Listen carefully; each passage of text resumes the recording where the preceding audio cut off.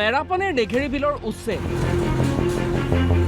উচ্ছেদিত অঞ্চল বৰ্তমান কি অৱস্থাত আছে?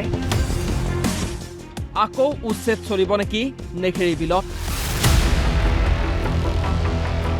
অসম নাগালেণ্ড সীমান্তৰ মেৰাপানীৰ নেঘেৰি বিলত কেইমাহমান পূৰ্বে চলিছিল বৃহৎ উচ্ছেদ অভিযান। নেঘেৰি বিলত বেদখল হৈছিল, বহুসংখ্যক পৰিয়ালে বেদখল কৰিছিল নেঘেৰি বিলৰ ভূমি। গাঁও পাতি বাস কৰিছিল বেদখলকাৰীয়ে। গৰিষ্ঠ সংখ্যকক উচ্ছেদ কৰা হ'ল যদিও একাংশ লোকক এতিয়াও উচ্ছেদ কৰা হোৱা নাই, কাৰণ তেওঁলোক কাষ চাপিল উচ্চ ন্যায়ালয়ৰ। 59টা ঘৰ এতিয়াও উচ্ছেদ হোৱা নাই। এই পৰিয়ালসমূহ উচ্চ ন্যায়ালয়ৰ দ্বাৰস্থ হোৱাৰ বাবে স্থিতাৱস্থা বাহাল ৰাখিবলগীয়া হৈছে। অঞ্চলটোৰ পৰিস্থিতি কেনেকুৱা হৈ আছে তাৰ বুজ ল'বলৈ নেঘেৰি বিলত উপস্থিত হয় অতিৰিক্ত বিশেষ মুখ্য সচিব MK যাদৱ।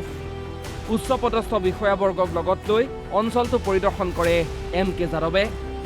উচ্ছেদিত লোক পুনৰ ঘূৰি আহিছে নেকি? নতুনকৈ কোনো ঘৰবাৰী হৈছে নেকি? এইকেইটা দিশত তীক্ষ্ণ নজৰ ৰাখিছে প্ৰশাসনে। এই সন্দৰ্ভত MK যাদৱে কয়, ইয়াত আমাৰ মাটি কালি হ'ল 55 হেক্টৰ।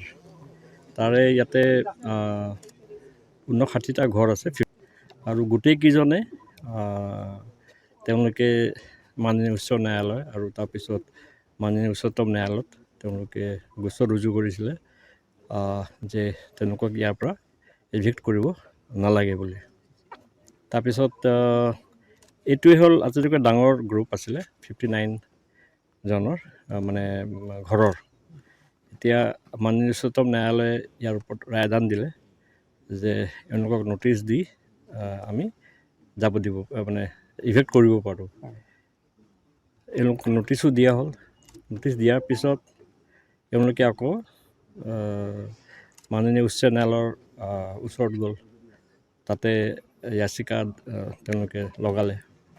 এতিয়া সেই তেওঁলোকৰ এই পিটিশ্যনটো এতিয়া বৰ্তমানত বিচাৰাধীন হৈ আছে।